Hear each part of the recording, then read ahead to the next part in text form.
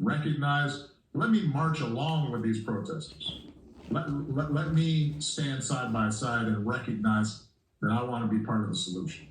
And who've shown restraint and volunteered and engaged and listened, because you're a vital part of the conversation. And change is going to require everybody's participation. Now, when I was in office, as was mentioned, I created a task force on 21st century policing in the wake of the tragic killing of Michael Brown. That task force, which included law enforcement and community leaders and activists, was charged to develop a very specific set of recommendations to strengthen public trust and foster better working relationships between law enforcement and communities that they're supposed to protect, even as they're continuing to promote effective crime reduction. And that report showcased a range of solutions and strategies that were proven and that were based on data and research to improve community policing and collect better data and reporting and identify and do something about implicit bias in how police were trained and reforms to use the force that police deploy in ways that increase safety rather than precipitate tragedy. And that report demonstrated something that's critical for us today. Most of the reforms that are needed to prevent the type of violence and injustices that we've seen take place at the local level. Now, reform has to take place in more than 19,000 American municipalities, more than 18,000 local enforcement jurisdictions. And so as activists and everyday citizens raise their voices, we need to be clear about where change is going to happen and how we can bring about that change. It is mayors and county executives that appoint most police chiefs and negotiate collective bargaining agreements with police unions. And that determines police practices in local communities. It's district attorneys and state's attorneys that decide typically whether or not to investigate and ultimately charge those involved in police misconduct. And those are all elected positions. And in some places, they're police community review boards with the power to monitor police conduct.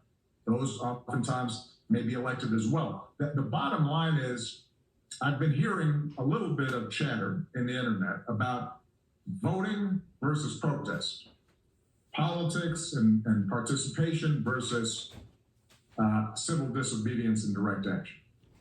This is not a either or. This is a both and.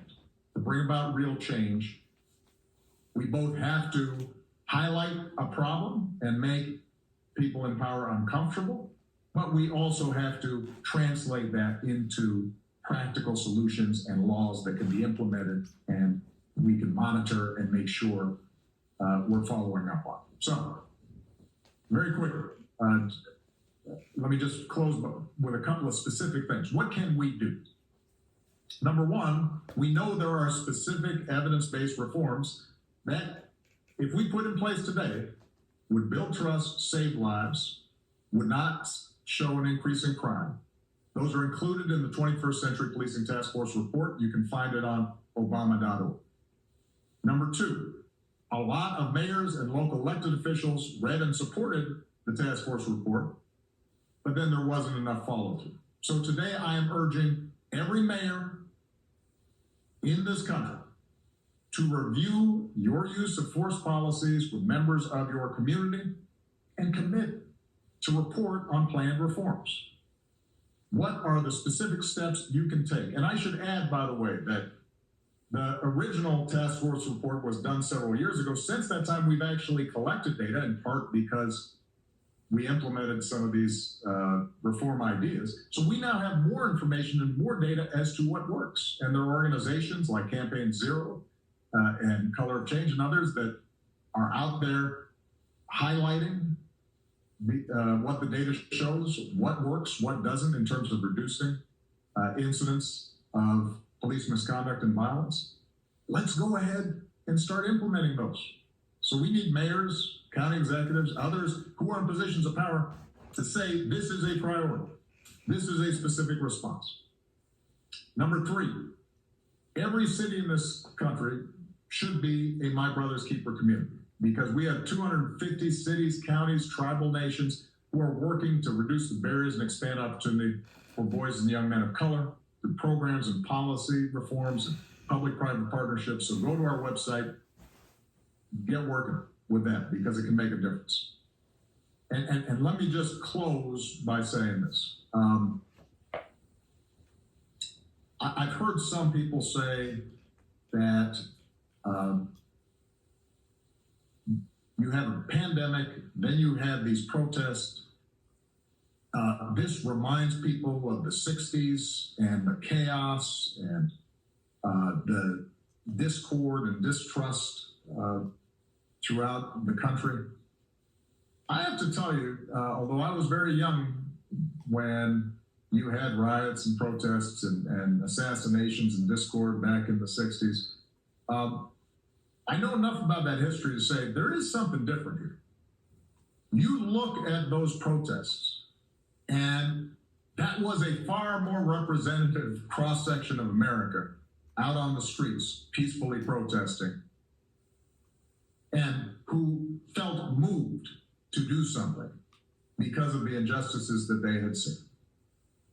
That didn't exist back in the 1960s, that kind of broad coalition. The fact that recent surveys have showed that despite some protests having then been marred by the actions of some, a tiny minority that engaged in violence, that despite, as usual, that got a lot of attention, a lot of focus, despite all that, a majority of Americans still think those protests were justified.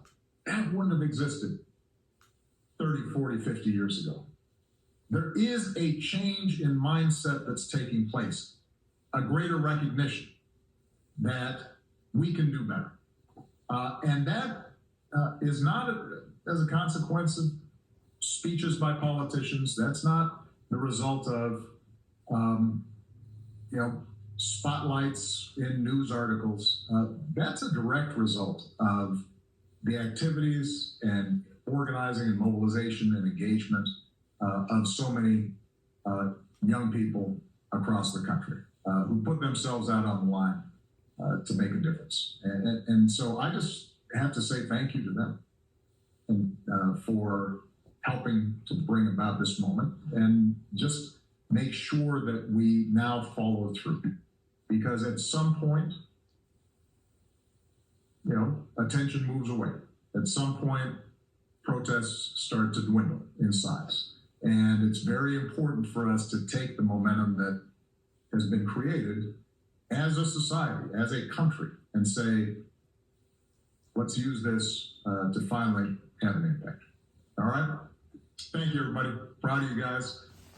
And I know that we're going to be hearing from a bunch of people who have been on the front lines on this and know a lot more than I do about it. Proud of you. Thank you, Mr. President. For everyone that